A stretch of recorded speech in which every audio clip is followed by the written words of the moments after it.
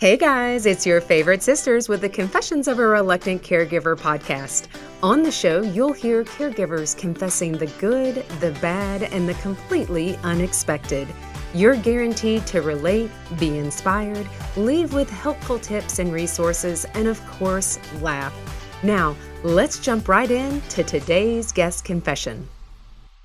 You know, I think you get nervous every time we come on when Andy counts us down, because I was actually thinking about going, J. It is, all my life, I actually think I've been nervous. I'm like, what is Natalie going to say? That's exactly what I was thinking that you were thinking.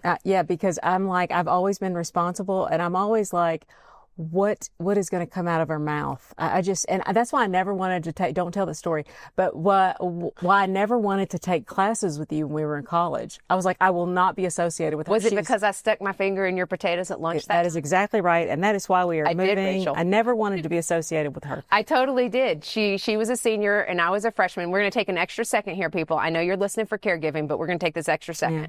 JJ and I went to school at Hollins. It was Hollins College at the time. We'll get past the fact that they switched over to university and a bigger diploma, but it was fine. It still works. And she was a senior. Clearly she's older than me. Yeah, clearly. Worked that right in. Yeah. And I was a freshman. Yeah. So even though we're all 2 years apart, we are 3 years in school. Yeah. And Emily and I are 2 years in school in age. And so JJ was with all of her friends, and she didn't want to let me sit at the senior table. Yeah. And she was like, Natalie, go away. You're annoying. And I was like, no. And then she was like, go away. And then her friend, Susan Toops, if you're listening to this podcast, you know the story. And then I leaned over and stuck my finger in your mashed potatoes and ate them. Oh my! It's true story, so Rachel. Kids, you have kids, Rachel, and so you understand. Your children, I have a sister a year older than me, and we're 11 months apart. We're Irish twins, and we are completely different. We are night and day. I mean, we look different. She was more of a tomboy. I was the girly girl, and people would be shocked when they would hear we were sisters. So much so we kind of ignored each other in school. Yeah. Wow. I do love that. You're just sticking your finger in the mashed potatoes, but it was a very small school, and the joke was like, did you even say hi to each other in the hallway? No. I don't know. Absolutely not. We share a room. No, I didn't want to be. Yeah, no. Okay. Well, ready. Rachel already jumped in, but I want people to know about Rachel, because Rachel is the newest sister. Yes. And you are going to love this story because it's super unique. It is a different type of caregiving experience, and I'm excited to have Rachel to share about it. So, Jay, let's talk about Rachel. That's my part. I'm excited to have Rachel here with us. Okay, keep going. Okay. Today, guys, we have with us Rachel Shapiro, and she lives in Atlanta, Georgia. Mm-hmm. Hot Atlanta, with her husband and 5 kids. Right there, she's a saint. She's got a litter of kids. This is what she says. We run a busy household. Really? Like, you run like a team. I love this. Basketball team. All you need is a 6 man because somebody's going out. She says they have seen and overcome challenges, almost losing a child, and now they're navigating the world of special needs and being the caregiver to a daughter, a miracle that they were told would not survive. Mm-hmm. Today, we are going to unpack here on the show, Natalie, grief, loss, what could have been, and adjusting to a new norm. And I think that new norm includes building a really full life around caregiving. Oh, yes, because care in this case started very young. Yeah. And so I'm not going to give it away because we're going to let Rachel tell her story. Right. But we are so excited to have you on. And I hope you're watching on YouTube because she's currently in grass that needs to be cut. That is our standing joke. We were laughing about what the background's going to be. So if you're not watching on our YouTube channel so you can see the video, because Rachel's beautiful, but she's also got blades of grass around her. And that makes me happy. So very fresh, very summery. I'm digging it. Rachel, thanks for being here. No problem. I'm really excited to be here. This is the first time I am sharing my story in a public forum. So some people know it just by being part of our lives, but I have not shared a podcast. I've not, I've shared glimpses, bits and pieces on Facebook in a public forum, but this is like the first time it's going live. I love it. And you're going to be wonderful. And I think you're going to bless so many people. Your story is going to resonate with folks. And this is a different type of care. So let's start from the beginning.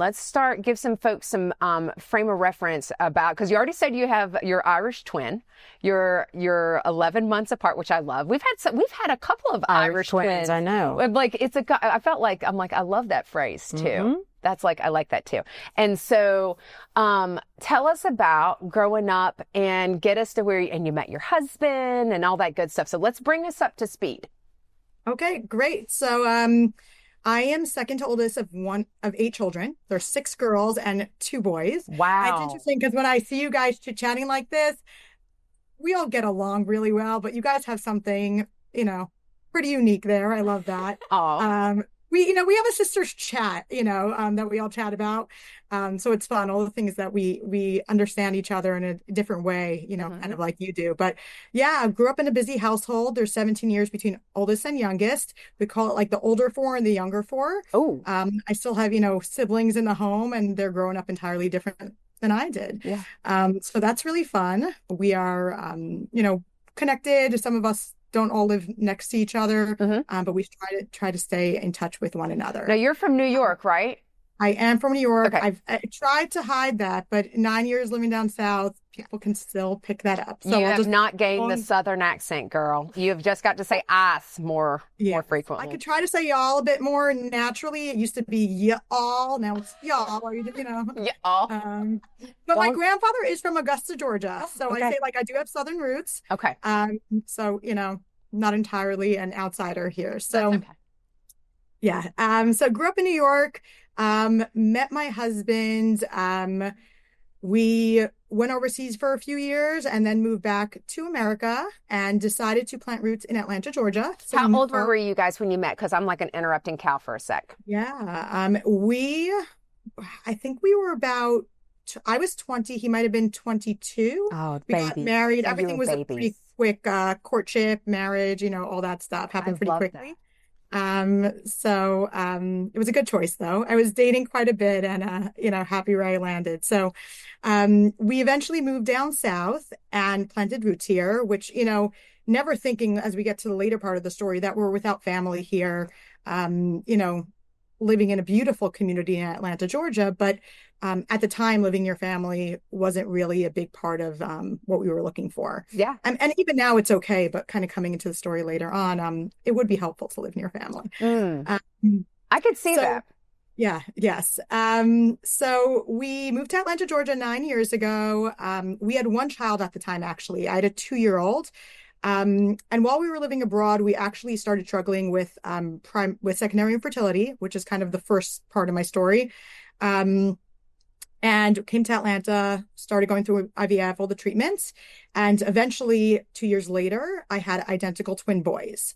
So, I have 2 sisters who have their own set of Irish twins, which has its own set of struggles. You're pregnant while you're having another child. Yep. I have the true twins, but in some ways, I think they had it harder because it's like you're juggling different stages. Yeah. We did everything at once. So thank God I was blessed there's a 4-year gap between my oldest son and my identical twin boys. Okay. We were very grateful.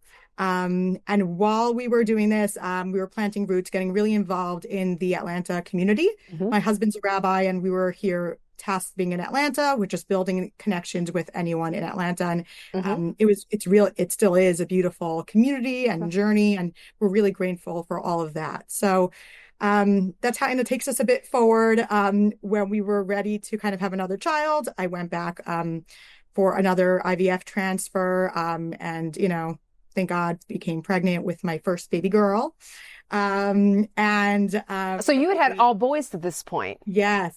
So you had all boys. Now let me ask you this, because you're working too, correct?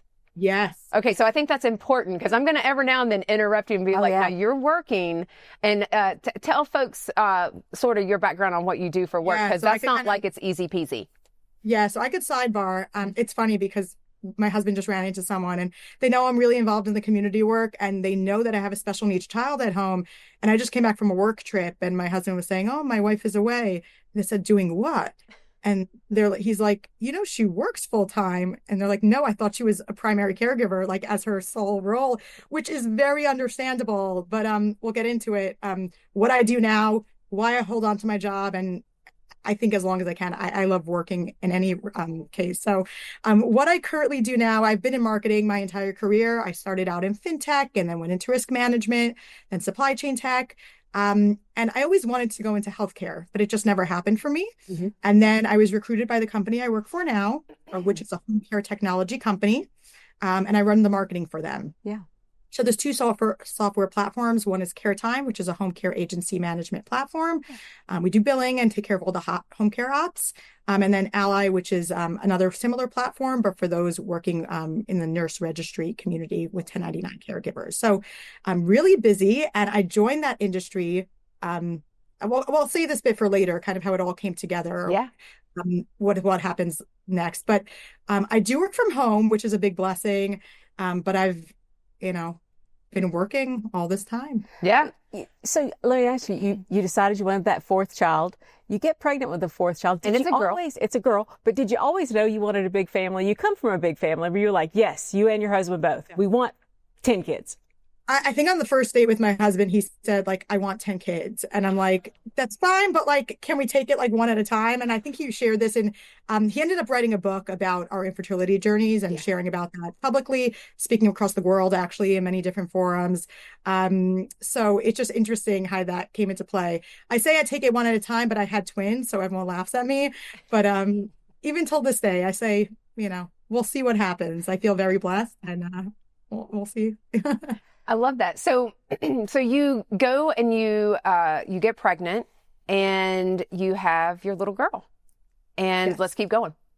Yeah. So, I had my girl, and there were some complications throughout the pregnancy and while giving birth. But kind of fast forward a year and a half, a bit before her second birthday, after meeting most of her milestones and really doing very well. A bit before her second birthday, she seemingly fell. I was sleeping late that day, came down. She fell, but kids fall all the time. I had twin boys. Again, remember that. Oh, yeah. She fell and was acting weird. Her eyes were doing weird things. She didn't really want to eat. And we put her to bed, and she was just acting weird. A parent knows when something's off. Mhm. And we actually had a doctor at our home at that time. He's like, you really should take her to the hospital. And we said, yeah, like we know.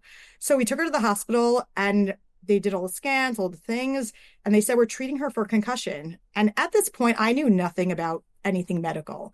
Like, you trust doctors. And again, maybe that was the right call at that point. That's okay. But I didn't even have the awareness to ask or pry into different things because I didn't really know much. Right. But they kept her there for 2 days for a concussion. And actually, thank God I was working, because I remember working it might have been a Sunday, which is also, I do tend to work a lot, but it might have been like 10 or 11 p.m.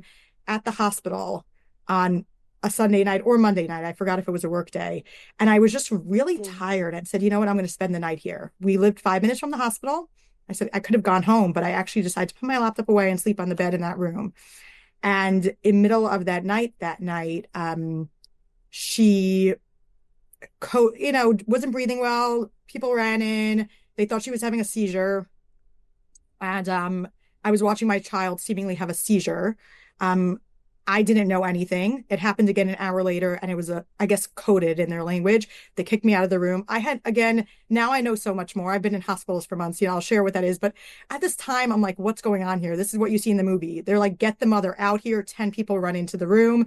And they don't really know what's going on because her sats are just dropping. So, in retrospect, and what I found out later, how they tell people when you see people, older people having a stroke, they do like a weird thing with their mouth and like twitching. My daughter was doing that in front of my eyes. I didn't know at the time that it was a stroke. We found out later, but she was stroking. They thought it was a seizure. Again, not blaming anyone, but I didn't even know a child could have a stroke at this point. Like I knew nothing. So, throughout this whole night, we didn't keep our cell phones on back in these days because life was simple. Life was good. And I tried calling my husband like all the time. He's not answering. I'm panicking, pacing up and down the hallways. And it was really bad. It was really, really bad. We didn't even know what was going on at that point. Yeah.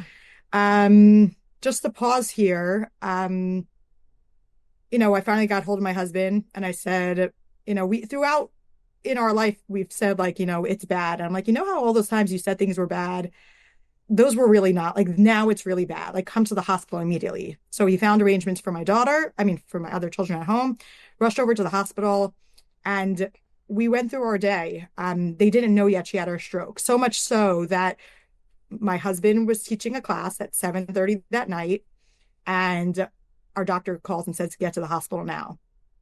And we still didn't know what was going on. Like we were going on with seemingly our regular day. Like my husband was teaching a class, and we get to the hospital. Our close friends meet us there, and they say she had a stroke. It's devastating stroke. Again, 2 days later, 2 days prior, I have pictures of her that Friday holding onto a ball in therapy with the biggest smile, and they don't know what happened. Wow. They basically tell us she is not going to make it. And again, for those who have been through these sort of scenarios, they like to prepare you for the worst, but no one was giving us any glimpse of hope. It was a really, really bad stroke. And they all said like she's going to succumb to the pressure in her head at some point. Like it's going to happen. I'm gonna take a pause here because I'm gonna we've hit that little mark, and I want to take a break for just a second. Yeah. Because I think that's the right spot. Yeah. That people have not given you, there's no hope. And I can't even imagine that as parents of a 1.5-year-old, like not understanding. So let's take a break right here. All right, everybody, we are back here with Rachel Shapiro, and her daughter has had what they found out to be a stroke, and she's basically been told that she's not going to survive. And Rachel, she's in the hospital. You guys have been given this news. She's in the hospital for 5 months, though. Tell us when it changes, because you all also get training, because now they're saying, okay, you have a child with special needs. Tell us about that 5 months and what pivots in there. Yeah, so it was a long journey from the moment they told us she had a stroke. So she was intubated automatically, and we kept hoping that she would get extubated. And taking home a child on life support is dramatically different than taking home a child not on life support. And you talk about being a reluctant caregiver. We were really reluctant with the trach, the vent. We were pushing it off, not just because we were clinging on to hope, but that meant so many things for our family, right? Like we wanted her home, but what did that look like? I want to interrupt for a second.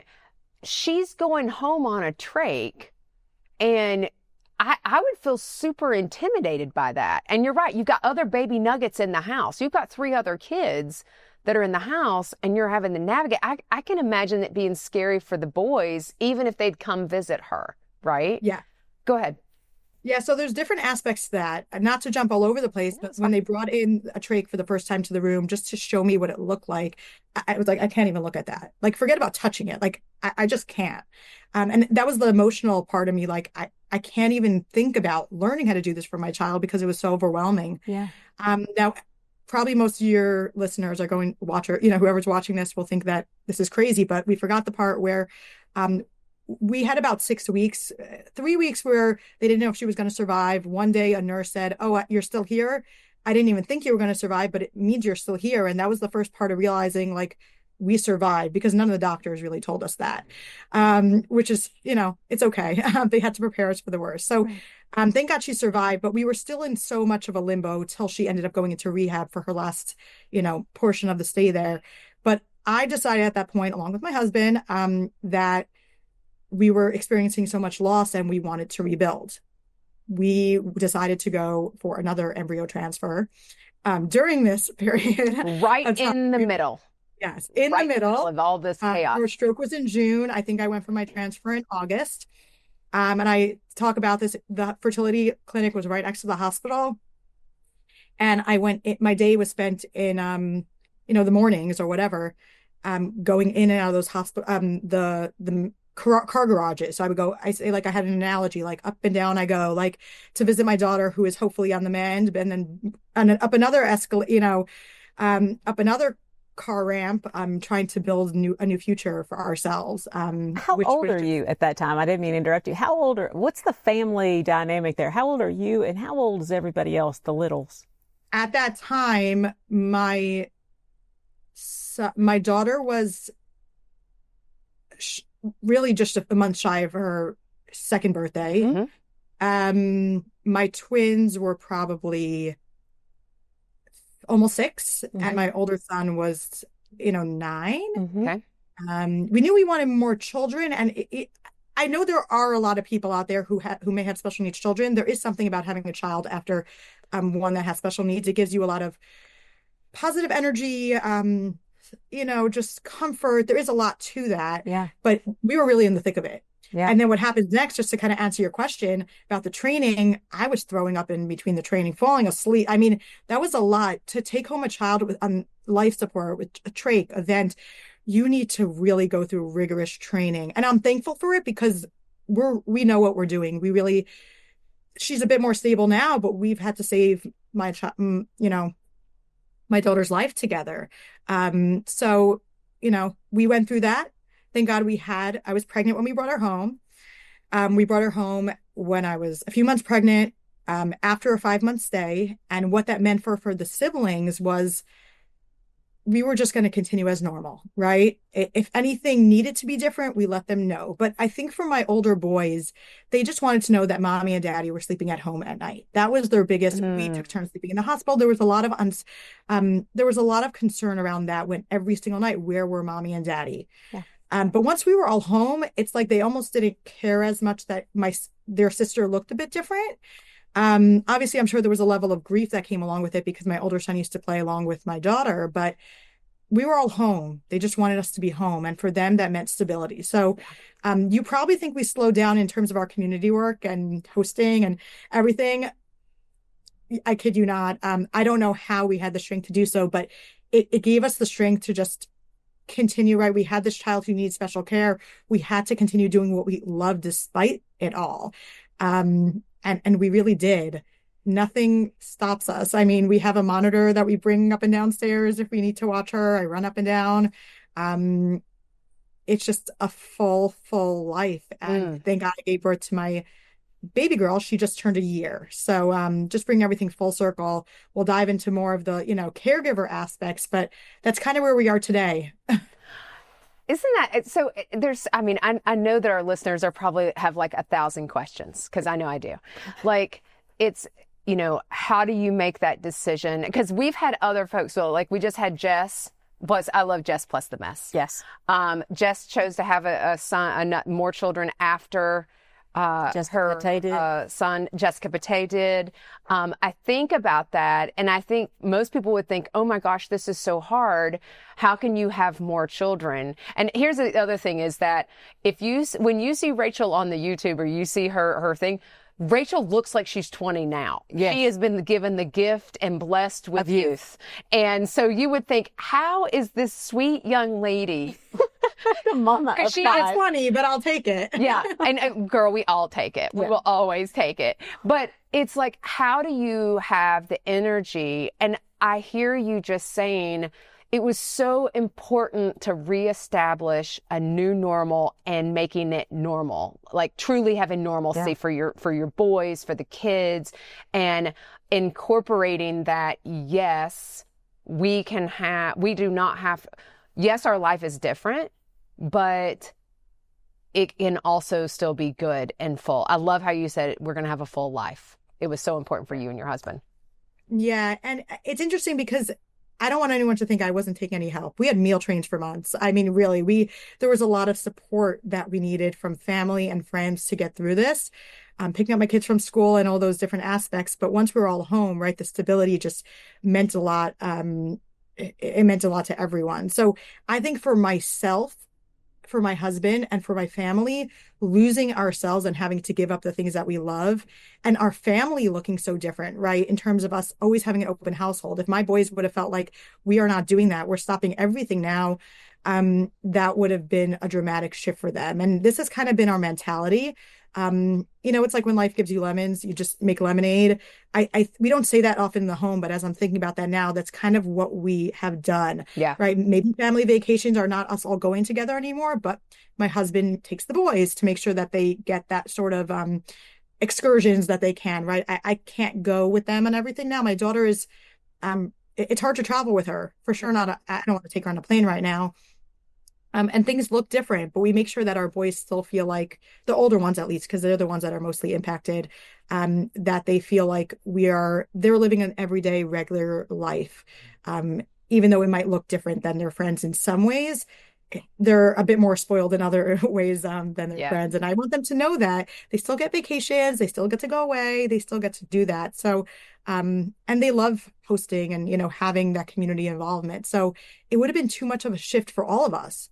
I remember when I spoke to one person when I found out that my daughter was going to be vent and, in that type of medical fragile situation, I spoke to one person and she texted me back, I gave up my life. This was while my daughter was in the hospital. She said, I gave up my life. I gave up my job. I gave up everything. And I turned to my husband Friday and I said, this is horrific. Like, this can't be us. And we somehow just made a decision, not necessarily because of what this person said, but that won't be us. This was years later. I don't want to use the word bitter because you're taking care of her child, but it's hard when you lose yourself because of different things that happen to you. You're in control of your own destiny, right? Yeah. And I think it's made me stronger for it, knowing that we can do all the things we love, despite how I have this, new aspect of caregiving in my life, and could talk more about that. Wow. I know. I told you she was a I'm like- powerhouse. She's like, it's not slowing me down. I feel sleepy right now and not sleepy because I'm bored. I mean, like, I am exhausted for you because you work. You and your husband are actively engaged in the community, and I'm assuming, honestly, the whole family is. Like, at some level, I'm sure the boys are as well. I like how we've got a separation of age. Like, you got the boys because they're older, and then the girls. And you're doing all the things. And, I think it's important. We've had other guests who come on and they talk about, like Jessica Pate talks about, she and her husband have always split vacations because their son can't go. Really hard. And it's very hard. And it is an accepted thing. And the first time they have gone out, they went on an extended vacation because he's older now. And they went on an extended vacation for the two of them. But that was very nervous. I remember she was saying, we're getting ready to go on that. It's the first time we're doing that. And I think let's go into relationship. Let's go into yours and your husband's relationship. And I mean, like, I know that something that was really important to you is that you and your husband don't lose your relationship because of care. And I think this is not just because you have a special needs child. You've got a litter of kids. I love saying a litter. You've got 5 kids, even if none of them were even if you didn't have a special needs child. That is, for so many parents that I see, because I don't have kids, but I've seen so many parents give up so much of themselves and themselves, what their things are, things that they enjoy, to sacrifice. And I hate the word sacrifice because I don't think it should be a sacrifice. I think you should be able, how can both things be true? But how do you, and then their marriage is affected by that. And then I think it's why a lot of divorces come after kids go to college or go on, move out of the home. How have you and your husband been able to maintain, let's start with your all's relationship? Yeah, it's a good question. I will say that is really nice that he's not out of the house, at a 9 to 5 job outside the home, because he's around more. So even if we are not necessarily spending time, right, I'm working, maybe we say hi, we pass the monitor one another if a nurse doesn't show up. But we see each other a lot, which I know some couples are not fortunate. They're all running around doing what they need to do. Right. I would love to say that there's a secret, and I would love to say that we are able to go on date nights or go on vacation together, but we cannot, because of, lack of care. I will say the fact that we are both building something together, we'll host an event together. We are contributing together in that nonprofit community sense. Mm-hmm. We are building a family together, but we're also building something else. And I think that gives us both a commonality and a goal. Yeah. We'll create an event, say, what do you think of it? We also have a team who works with us, but I'm kind of the co-founder. So, he relies on me to kind of keep things in balance. So it's really nice in that regard. So I think we're building 2 different things. And then as it relates to the caregiving, when it does come to the tough things of, it's only happened a few times, but I need to save my daughter's life together. It's like, wow, we're doing something like wow together. Like, we're not doing all the frivolous things that, in life, but this is really meaningful and impactful. Now, in terms of like the nitty gritty of the stress, right? Not getting into the relationship. That can be really, really tough. And at the beginning, my husband and I were processing the loss, right? We speak about, you touched on the grief and loss. Yeah. I was mourning the fact, and I say this candidly, when my daughter had her stroke, I had bought such cute, we live in Georgia, I had bought such cute Georgia peach swimsuits for my daughter that summer. They were waiting at home, and I was mourning the fact 2 months later that she didn't get to wear those that season. Yeah. Even if she had a miraculous cure the next day, she didn't get to wear those. Like, I had to try to return them, or I couldn't look at them, right? She had a whole cute um um um section of clothing to wear that season, and she couldn't wear that. So I was mourning while my husband was like going through a different sense of grief. So that's something that we had to address. My husband speaks about this when he discusses the challenge of like fertility, right? Couples process things so differently, and just how do we maintain the relationship? I think it's the communication of how are you processing this? It might be really hard for me that a nurse didn't show up that day, but hypothetically for my husband, he might say, okay, let's just go with the flow. We'll do what we need to do, because he might be more matter of fact about it. So it's just the communication aspect. Like, one thing that's hard or a struggle for me might not necessarily be a struggle for him. Yeah. And I think that's just what helps us kind of stay true to ourselves and our relationship, because we'll continue to have ups and downs in this journey of caregiving, and we need to prioritize ourselves, and hopefully we'll get away soon. We're working on that, but otherwise we try to find time in the home, or again an evening out, even though it's not like some large vacation. Yeah, but I think that's important in staying true to your relationship. And I appreciate you saying it's not like this secret sauce, because honestly, if there was a secret sauce, you'd just write a book about it and go on the Oprah tour, girl. You'd be selling it. You'd just be selling it. You're a marketing guru, so we'd just be selling it. Yeah. We're going to take a break, because then I want to come back and I want to talk about the boys. And we'll be right back. All right, everybody, we are back here with Rachel Shapiro, and we were talking about caregiving and how it impacts families. And we've talked about relationships with a spouse. She has 3 older boys than her daughter, and we want to talk about them and the relationship with the boys. And you also have that younger daughter. I guess my word would be, how have you adjusted them to your new norm? Like, what is the new norm? How has this impacted them and your relationship with them? Good question. Yeah, it's a good question. So for better or worse, this whole stage really went over my twins' head. Everyone kept telling me, do you think your children need to speak to someone? And I was very open to it, right? I really am. But seemingly, like, the twins were, I want to say 4 at the time, and they just cared about who was feeding them, who was clothing them, who were they playing with that day. They didn't really understand what was happening. Mm-hmm.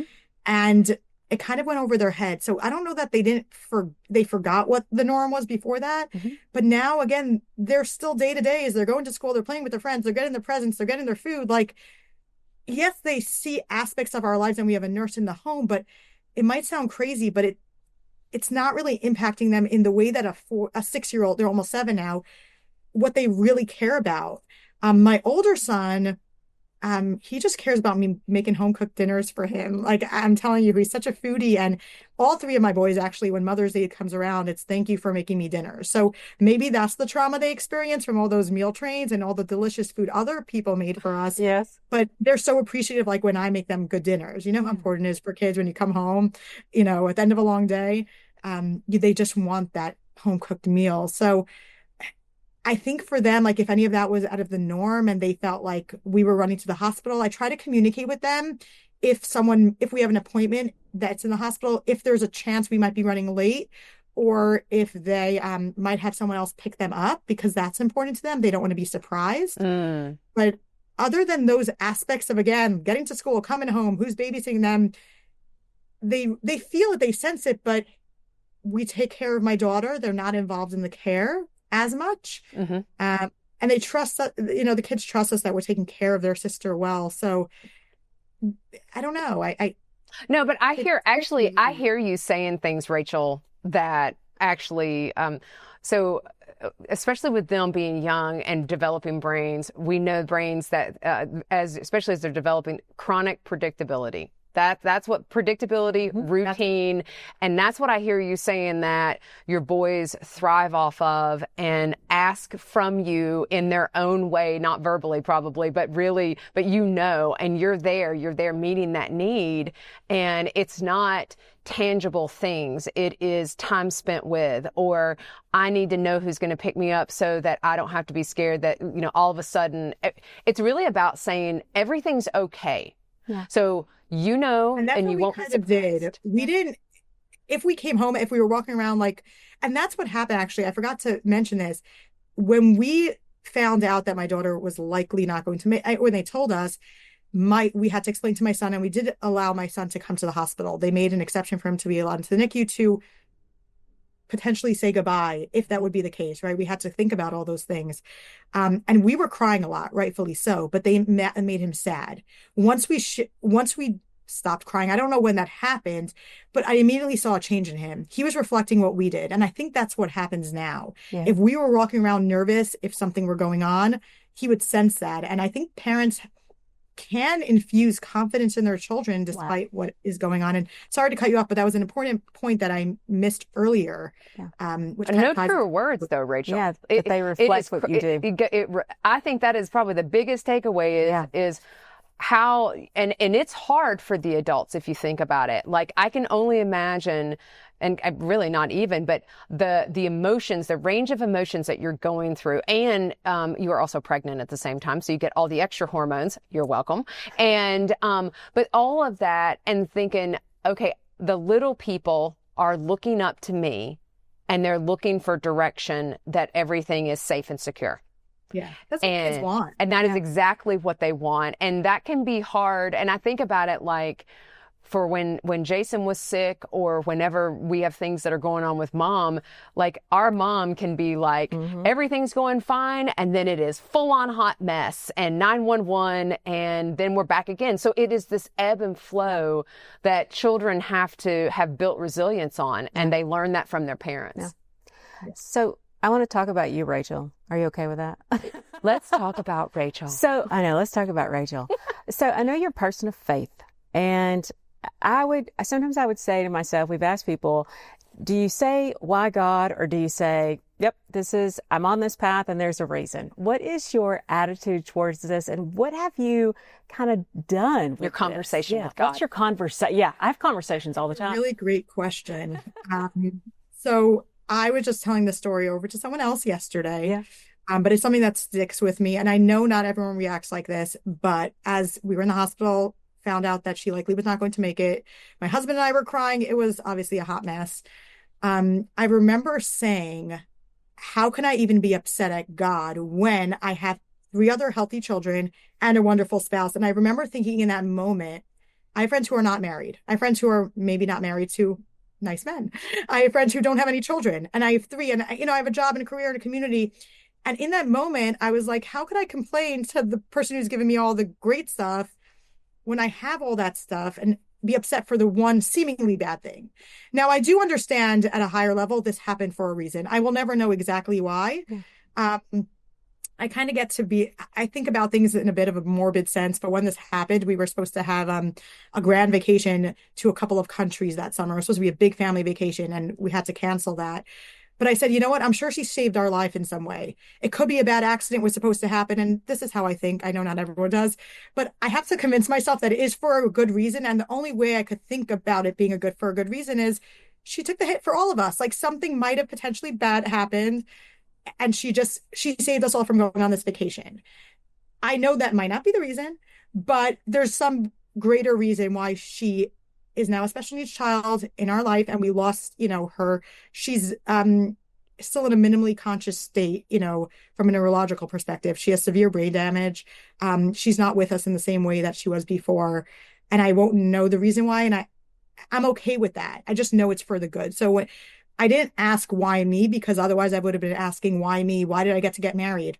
Why did I get to have a spouse? Why did I get to have 3 children? And I know it's a really, a certain level of belief, but it's how I coped, and maybe that was ingrained in my upbringing. Yeah. Had other things happen to me in my life, but this was a pretty big one. So that's kind of what I was going through at that point.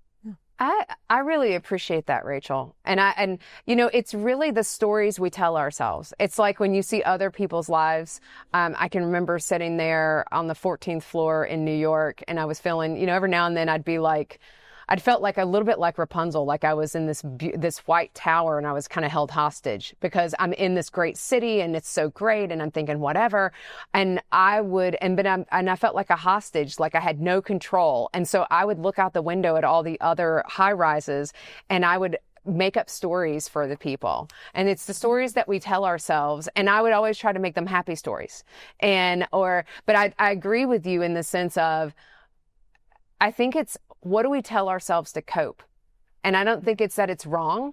I don't know that it's not about being right or wrong. It's about how did that help you get through that time? But she was meant to be in your life exactly the way that she is. And she'll be there exactly the amount of time that she's meant to. And we're big believers in God as well. And his plan is perfect. And so she's meant to be here because otherwise you wouldn't be here with us. I think about things like that.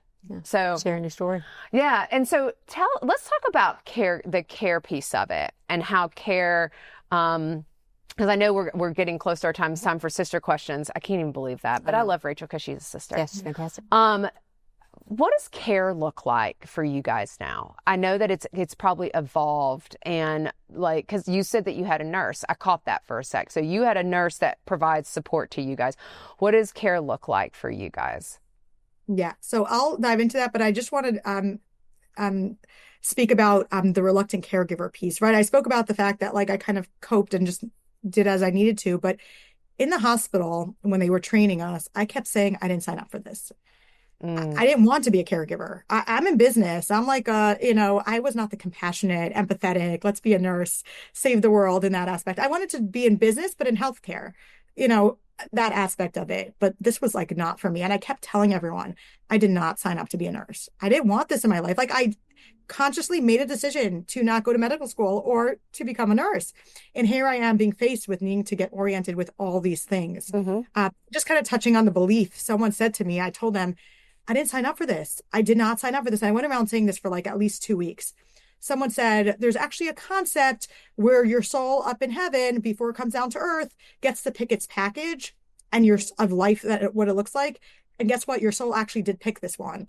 So when you go around saying you didn't sign up for this, somewhere along the line, your soul picked this package of the family that you have and the husband and everything. And after that, I stopped saying it because I kind of knew they were right. I was like, okay, I give up. I surrender. So it's my package. It is true. So, I don't disagree with that. Keep going. Yeah. So with the care, we were set up with nurses. We went through a lot of nurses at the beginning. We learned different things. We needed someone who was able to get on the floor and be physically active with my daughter, lift her up. We had a lot of stairs in my home. Did we have nurses who were okay with that? That might have meant different levels of physical, fit levels or whatever. There were a lot of different identifying criteria that we kind of learned along the way. Mm-hmm. After nurses that were not working for us, unfortunately. It was a pretty rocky start. Then we found an angel nurse who came. She had her own journey and she joined us for, it was interesting just how her life aligned to kind of fall into our lap. And she was with us for quite a bit. Then she had to leave for personal reasons. And, we've always had different nurses along the way. We are now in a bad rut. We've had some different nurses and there's a lot of different personalities and have a busy household. We are around. I like to think that we provide a good environment for nurses, but there's a lot of things that come into having someone in the home. That's right. And even though you could think it's going well, I won't share too much, but I've gotten emails of crazy scenarios of one nurse not liking that another nurse changes a diaper or PJs. It could be as basic as that. And I'm caught in the middle. And I never realized how much monkey in the middle I'd be doing between nurse A, nurse B, nurse C, the home care agency provider. And that's what's draining. Talk about how I do everything. That is what drains me most. It's a staffing company. You are a boss. Even though we have a home care agency, who works with us, it's just hard because I'm in the home and I see the things they say. And there have been comments about things my kids have been doing, which hurts, which I don't think it was right that they said it. I'll defend my children. But different things that one nurse might have taken a different way, different things that might have not make them feel comfortable in the home. So it's a lot of navigating that. We are in Georgia, so we do not get 24-hour care, even though she's on life support, which is a bit of a challenge. So at night, it's up to me and my husband. He's in charge of my medically fragile daughter's monitor, and I'm in charge of the baby monitor. So that was also a harder postpartum, because normally I could have his help with baby, but he never knew if later in the night he'd have to get up to alarms from my daughter just disconnecting herself. Nothing, dramatic, but he was he still till today, we're each in charge of our own, like we have twins again, right? We were each in charge. He took care of twin A, I took care of twin B. That's kind of how it went. I like that. So we have that now. And with nursing, I go through stages where I'm very, very blessed to be fully staffed. And then there's always those, even if I'm going through a bad day, there's always those nurses that surprise me and say, you know what, you have a party or event or a wedding you need to go to. I'll come that day and take care of it. There are really compassionate people in the industry. Those life-saving nurses who come to my home and take care of us when we need to, when we need it most. But there's a lot of days where it wears you down. And, I like to think, we are appreciative of all the caregivers out there, but the clients like myself just really need some extra support to lean on, whether it's a, caregiver, for you, what you do for your mom, all those other people out there. I think it's not just your own emotions, but it's like the emotions of dealing with the scheduling and who's showing up and are they canceling today, and some passive aggressive nature. Like there's a lot that goes into it. It's really heavy for me at times. Yeah, I could totally see that. Yeah. Well, and let me ask too, and we are pushing up against our time, so I want to be mindful of that, but I don't really care. My standard answer, but then I don't care. So do you have a combination, well, you clearly have a combination of paid and unpaid caregivers to provide support, because she needs additional support and nursing meets that need, part of it.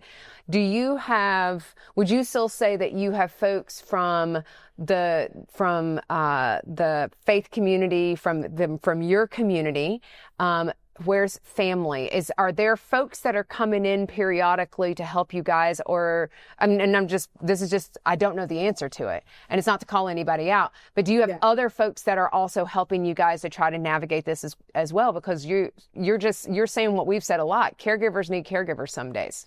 Sometimes you need a caregiver for yourself. Yeah. So we have the paid nurses who we're set up with.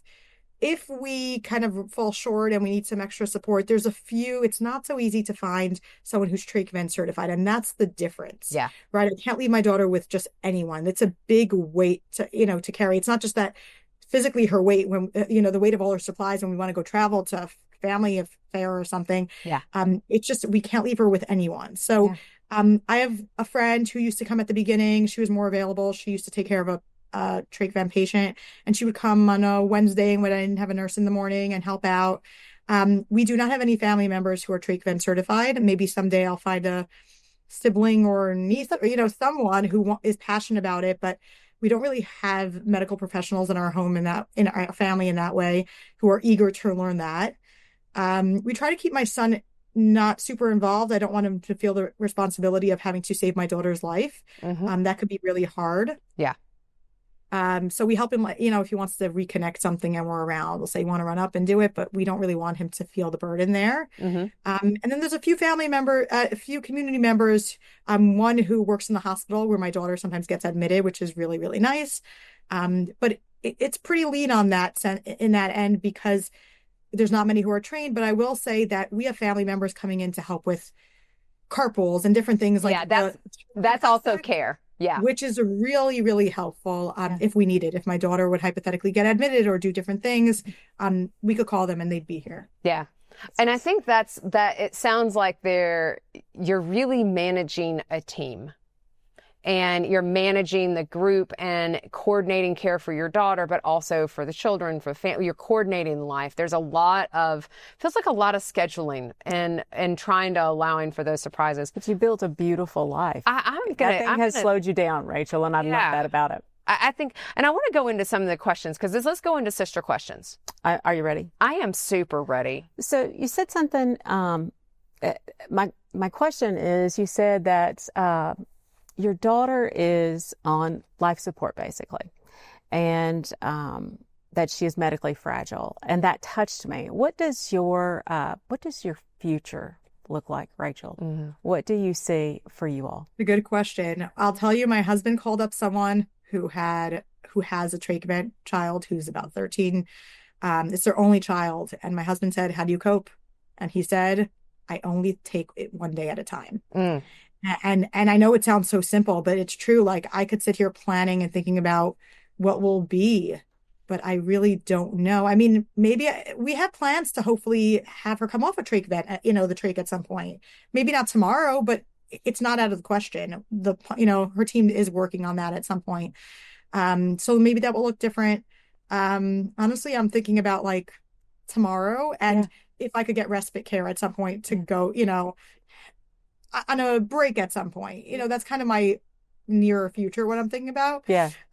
But I don't think about forever and always what that looks like, because I could listen, I'll tell you, we were blessed to do construction on our home, and we customized all the plans. 2 months after we started, or really right as we broke ground, my daughter had her stroke. Everyone sees our home. There are steps going up. There's a lot of steps around. And everyone's like, "What are you going to do with this house?" I said, if I was meant to customize my home to my daughter's needs, I think God would have arranged it so the stroke happened like right before, when we did the plans. Like, that's no fluke, right? That's crazy. We had the opportunity to customize plans and we just didn't. So for now, we're not. We put a ramp in the backyard, but I'm not thinking about it just yet. She's only 3.5. Yeah. Again, I don't think about like 20 years ahead, but at some point I may have to move. Right? What does that look like for my home that can't necessarily accommodate my daughter in the perfect way? Yeah. It might not be, it might be a luxury to accommodate her in a perfect way, but I might try if I can at some point. Yeah. I think there's a couple of things that you had mentioned to us, because we had asked you about, hey, what are things? And I feel like we've hit on a lot of them, but there was one thing that you said that struck me. And I think it's the opposite of what I think most people would say. And you said, my personality is not to rely on anyone. And that was the first thing we started with, and assume people will cancel. It might be pessimistic. Emphasis on the rely. Yeah. I love when they show up. Yes. Well, and I think that's the point. And I think the part that I liked is how you ended it. So having low expectation and being surprised has helped me. Tell me a little bit more about low expectations and being surprised. So, I have family members, when I tell them, "Oh, can you believe it? A nurse, canceled for today," maybe for a good reason. Maybe they were sick or whatever the case may be. They're like huffing and puffing on the phone, right? They're upset for me. And I appreciate their sincere, condolences for my nurse not coming home, and I'm dealing with whatever I had going on that day. Right. But I'm like, you know what? I always kind of expect it, not because I don't rely on caregivers. It's just, it's a coping mechanism. I am totally fine. I mean, it's upsetting, but I can move on. And that's just how it's been, right? I think I rely on friends and family and those a bit more. Maybe it's just the nature of relying on things related to my daughter, because if a family member says they're coming to pick up your kids to take them to a party, I would be upset, right? Or different aspects related to that. And family does show up. They say they're coming, they'll be there. Mm-hmm. But I think related to the help and just the nature of caregiving and the hired help, right? Yeah. I'm thankful that I am around, and on days when a nurse cancels, I said, okay, you know what? I'll get to give my daughter extra kisses today. Like, I just perspective. Maybe I've been too busy that week and I get to, focus on her, but it's hard. It's just, I don't want to sit there and wallow and have to change all my plans because I assumed that someone was going to show up. So I do have a lot of people I can rely on, but I don't know. I err on the side of caution to protect myself, maybe. Well, and I think it's part protection, but it also allows you to roll with it. And you're not going to spend a lot of energy on things that won't serve you. And that's a good way. And, I think that is fine in it, because you're right. People could sit there and be like, why me? Why do I have this? And you could say, well, they're not going to show. And I don't hear you saying, well, they're not going to show up anyway. It's not about that. It's really about like, life happens. My child had a stroke at 1.5. So things unexpected will happen, and I'm going to be okay with it. I'm going to make sure that I'm okay with it, because it will happen. It's not that it will never happen. And I think it's just a shift in the lens of how do I manage it goes back to the chronic unpredictability. There is a lot of unpredictability every day. And so at least you know for yourself, you're able to say, I'm going to be okay with this no matter what happens, good or bad. They show up, great. They don't show up, I'll deal with it. But I'm not going to melt down. Yes. And I think that's the difference, because I always say this example, like my mother taught us all how to clean. Like if the clean lady doesn't show up, like, okay, we still know how to clean. And I know a lot of people rely on cleaning help, and I'm not the best cleaner, but we don't melt if our cleaning assistance doesn't show up. And I think I was always brought up with that mentality, right? Yeah. And then COVID hit, right? How many people were drowning once COVID hit and people couldn't show up to take care of their services? I think that's the mentality. I like what you said, which is it's not with anger. It's not with anger that I can't rely on anyone. Yeah. I know I can rely on certain people for certain tasks, but life happens. Their car might break down, whatever the reason might be.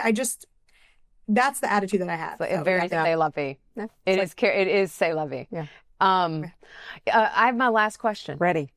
This is always my last question, Rachel, because I know JJ asked her question. Do you have any other questions? I'm good. Okay. I'm solid. Just making sure. Got it. All right. Always want to be respectful of my elders.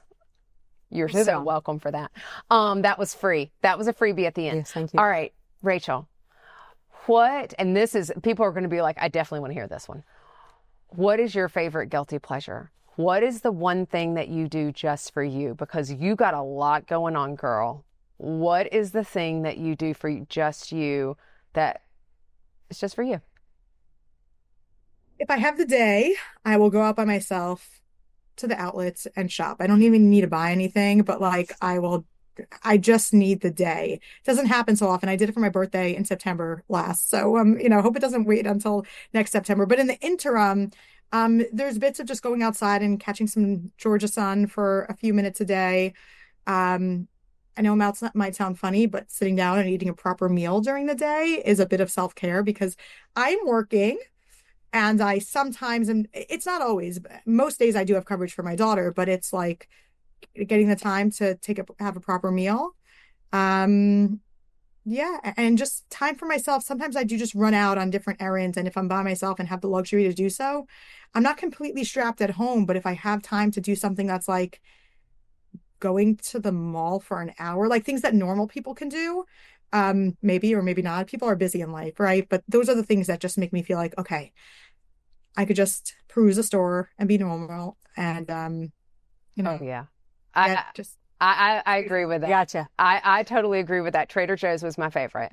I would go to Trader Joe's and I would just peruse. You didn't have to buy anything. Did not have to buy. Ever. I didn't even need anything, but I went to Trader Joe's every day and perused and got to look at all the other people and people watch and wonder and just be like, I felt like everybody else.